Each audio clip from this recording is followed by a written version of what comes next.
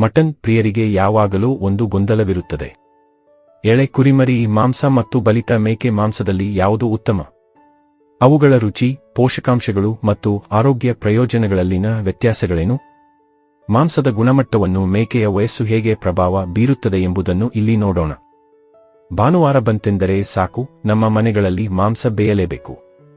ಅದರಲ್ಲೂ ಮಟನ್ ಪ್ರಿಯರ ಖುಷಿಯೇ ಬೇರೆ.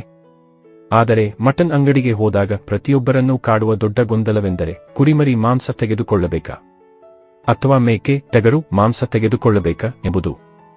ಕೆಲವರು ಮೃದುವಾಗಿರುತ್ತದೆ ಎಂದು ಕುರಿಮರಿಯನ್ನು ಇಷ್ಟಪಟ್ಟರೆ, ಇನ್ನು ಕೆಲವರು ಅಪ್ಪಟ ನಾಟಿ ರುಚಿಗಾಗಿ ಮೇಕೆಯತ್ತ ಮುಖ ಮಾಡುತ್ತಾರೆ.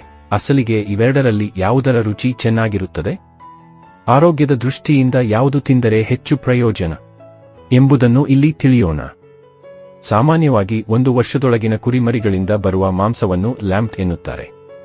ಇದು ದೊಡ್ಡ ಮೇಕೆ ಮಾಂಸಕ್ಕೆ ಹೋಲಿಸಿದರೆ ತುಂಬಾ ಮೃದು ಮತ್ತು ಹೆಚ್ಚು ರುಚಿಕರವಾಗಿರುತ್ತದೆ.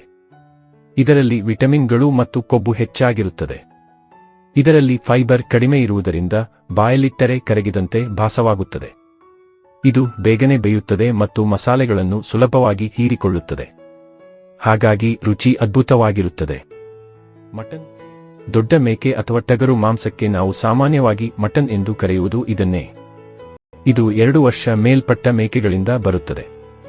ಎಳೆ ಮಾಂಸಕ್ಕೆ ಹೋಲಿಸಿದರೆ ಇದು ಸ್ವಲ್ಪ ಗಟ್ಟಿ ಮತ್ತು ಉತ್ತಮ ರುಚಿಯನ್ನು ಹೊಂದಿರುತ್ತದೆ. ಸಾಮಾನ್ಯವಾಗಿ ಔತಣ ಮತ್ತು ಹಬ್ಬಗಳಿಗೆ ಹೆಚ್ಚಾಗಿ ಟಗರು ಮಾಂಸವನ್ನೇ ಇಷ್ಟಪಡುತ್ತಾರೆ. ಈ ಮಾಂಸವು ಕೆಂಪು ಬಣ್ಣದಲ್ಲಿ ಗಟ್ಟಿಯಾಗಿರುತ್ತದೆ. ಇದರಲ್ಲಿ ಕೊಬ್ಬು ಚೆನ್ನಾಗಿ ಶೇಖರಣೆಯಾಗಿರುವುದರಿಂದ ಇದಕ್ಕೆ ಒಂದು ವಿಶೇಷವಾದ ಘಾಟು ನಾಟಿ ರುಚಿ ಬರುತ್ತದೆ.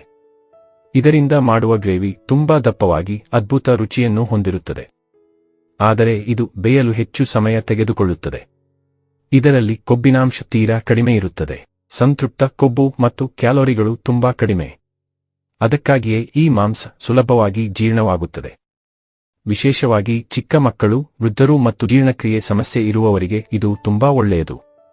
ಕೊಲೆಸ್ಟ್ರಾಲ್ ಮಟ್ಟ ಕಡಿಮೆ ಇರುವುದರಿಂದ ಹೃದಯದ ಆರೋಗ್ಯದ ಬಗ್ಗೆ ಕಾಳಜಿ ವಹಿಸುವವರಿಗೆ ಇದು ಉತ್ತಮ ಆಯ್ಕೆಯಾಗಿದೆ. ದೊಡ್ಡ ಮೇಕೆ ಅಥವಾ ಟಗರು ಮಾಂಸ, ಮೇಕೆ ಮಾಂಸದಲ್ಲಿ ಅಧಿಕ ಪ್ರೋಟೀನ್ ಮತ್ತು ಕಬ್ಬಿಣಾಂಶ ಇರುತ್ತದೆ. ಹಾಗಾಗಿ ಬೆಳೆಯುವ ಮಕ್ಕಳಿಗೆ ಮತ್ತು ಬಾಡಿ ಬಿಲ್ಡಿಂಗ್ ಮಾಡುವವರಿಗೆ ಇದೊಂದು ಪವರ್ ಹೌಸ್.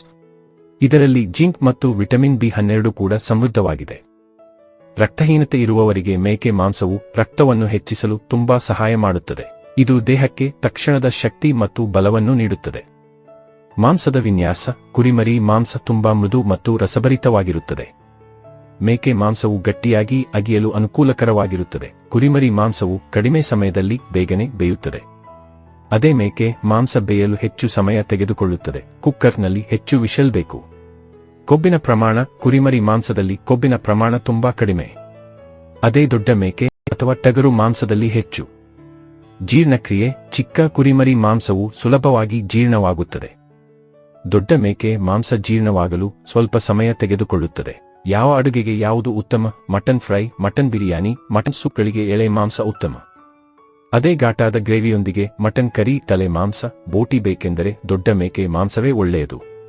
ನೀವು ಕೇವಲ ಆರೋಗ್ಯ, ಕಡಿಮೆ ಕ್ಯಾಲೋರಿ ಮತ್ತು ಸುಲಭ ಜೀರ್ಣಕ್ರಿಯೆಯನ್ನು ಬಯಸಿದರೆ ಕುರಿಮರಿ ಮಾಂಸ ಅತ್ಯುತ್ತಮ ಆಯ್ಕೆ. ವಿಶೇಷವಾಗಿ ತೂಕ ಇಳಿಸಿಕೊಳ್ಳಲು ಬಯಸುವವರಿಗೆ ಮತ್ತು ಕೊಲೆಸ್ಟ್ರಾಲ್ ನಿಯಂತ್ರಣದಲ್ಲಿಟ್ಟುಕೊಳ್ಳಲು ಬಯಸುವವರಿಗೆ ಇದು ಪರ್ಫೆಕ್ಟ್ ಹೆಲ್ತಿ ಆಪ್ಷನ್.